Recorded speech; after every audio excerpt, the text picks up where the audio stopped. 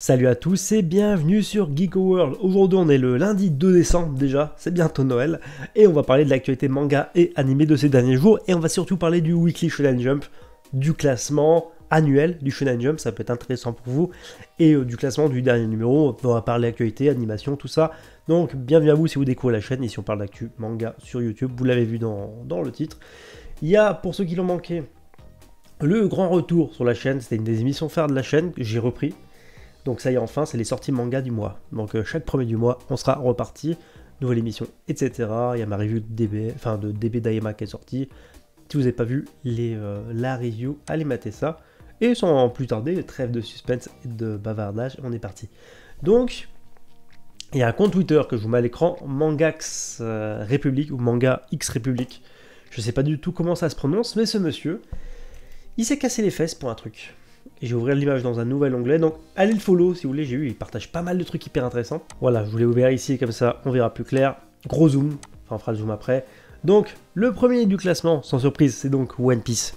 One Piece qui continue sa dominance dans le magazine, et quand je vous dis dominant, c'est qu'il est premier, mais genre de loin quand même, 2 points d'avance par rapport aux autres.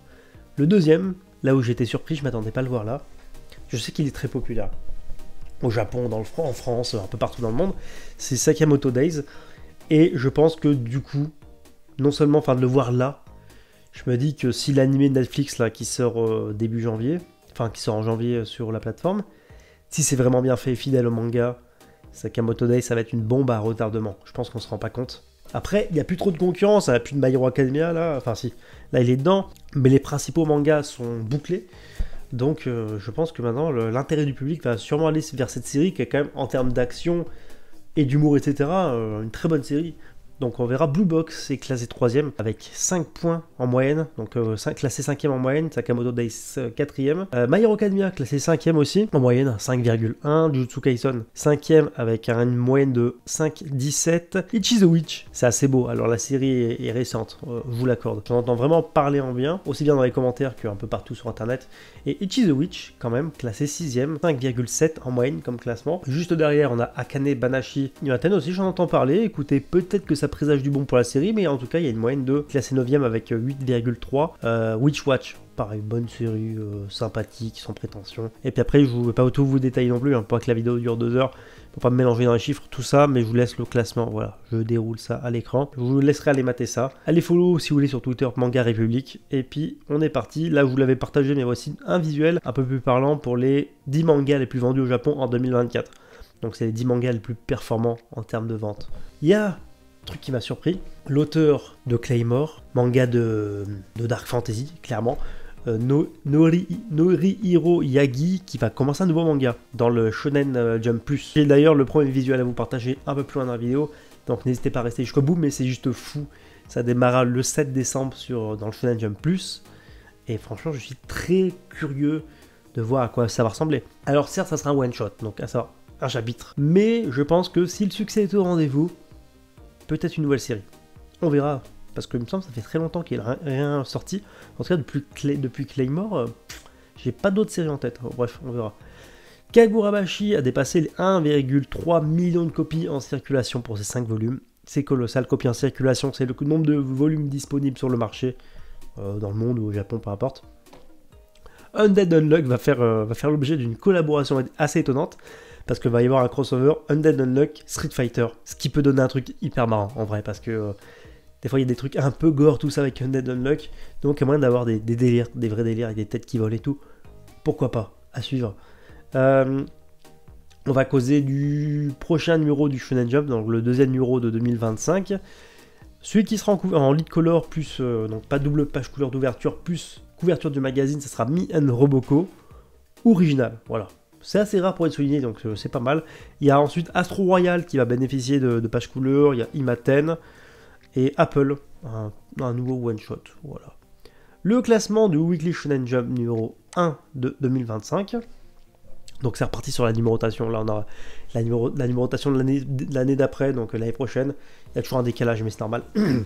Donc cette semaine, Oku-Taku, qui est une nouveauté, si je dis pas de bêtises, classé 16ème, Kill Blue. Mauvaise posture, 15ème, c'est pas fou. Je trouve que ce manga est pas en grande forme au niveau de ses ventes, ses classements, c'est pas terrible. Juste au-dessus, on va s'attarder sur le 13e, voilà. Mission Yuzakura Family, classé 13e. On sait que le manga est sur sa fin, donc rien d'alarmant. News Exorcist, on le voit souvent à la même place, j'ai envie de dire. 12e cette semaine. Shinobi Undercover, classé 11e. Astro Royal, on est toujours sur des classements mitigés, des fois il y a des fulgurances.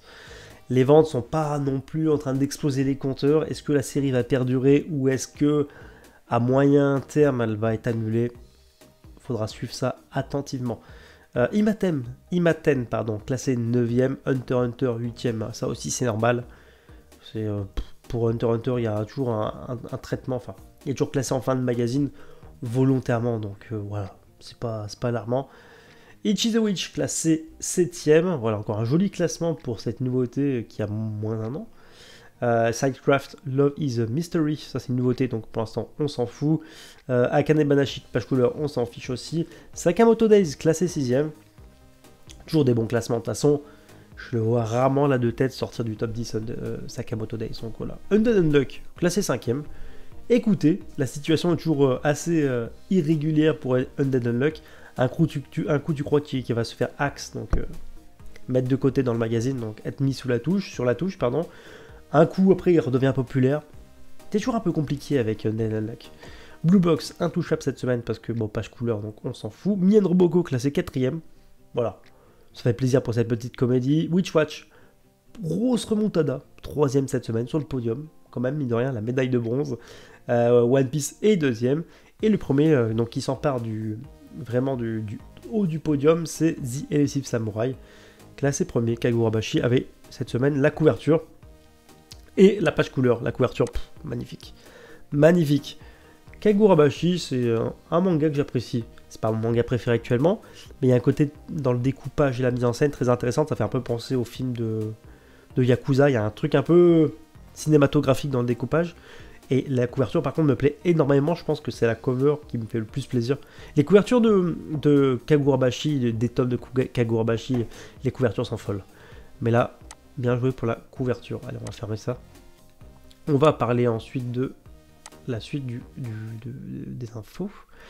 On a eu The Elusive Samurai, qui a dépassé les 4 millions de copies en circulation pour ces 18 premiers tomes. C'est assez conséquent. Il y a la couverture du Jump Square, avec cette fois le manga en couverture, c'est Moriarty. Voilà, je voulais vous le partager. On n'a pas souvent des trucs sur Moriarty, donc on en profiter.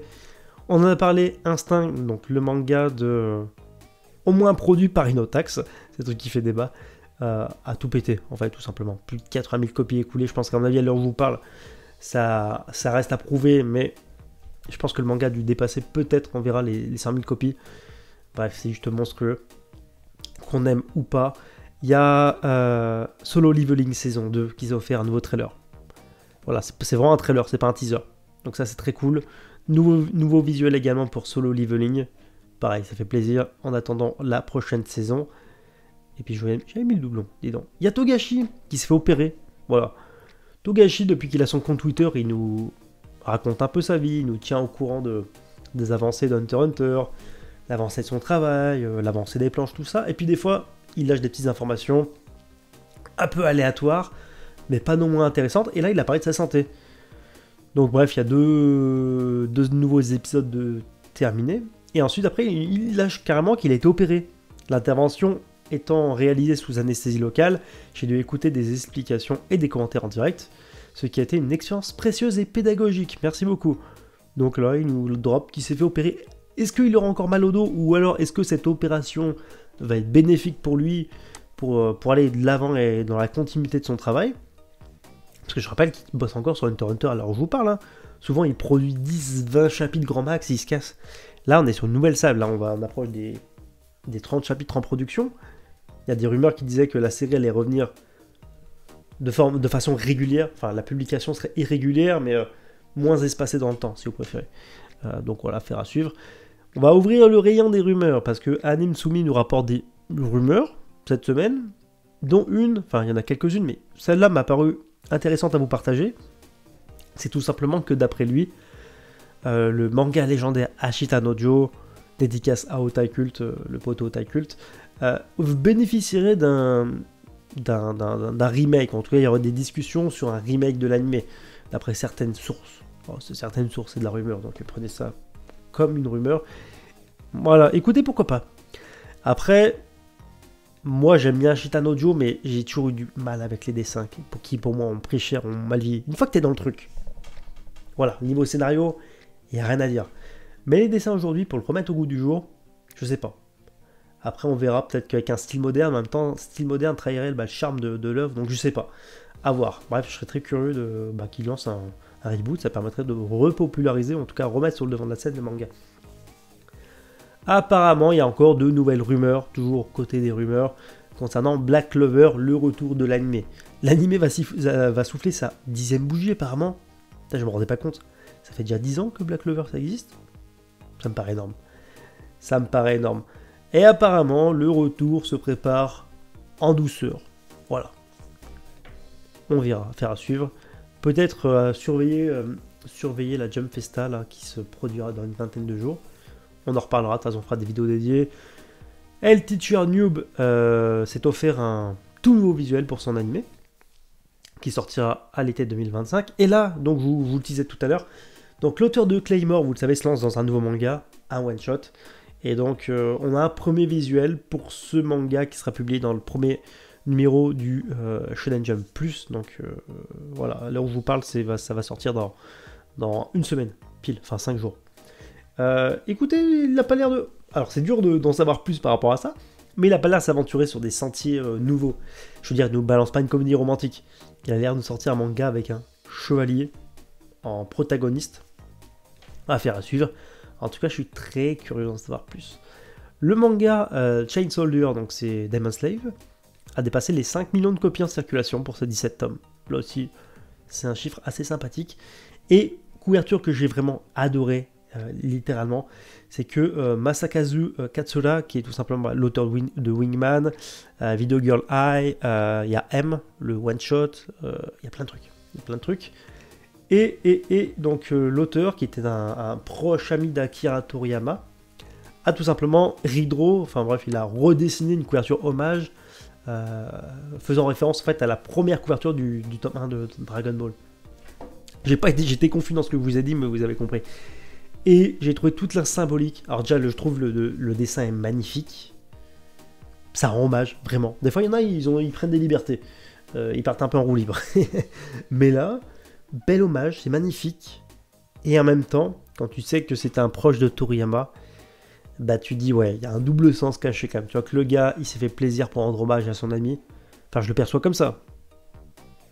N'hésitez pas à me donner votre avis sur cette cover, mais elle est magnifique. Je pense que c'est une des 5 meilleures.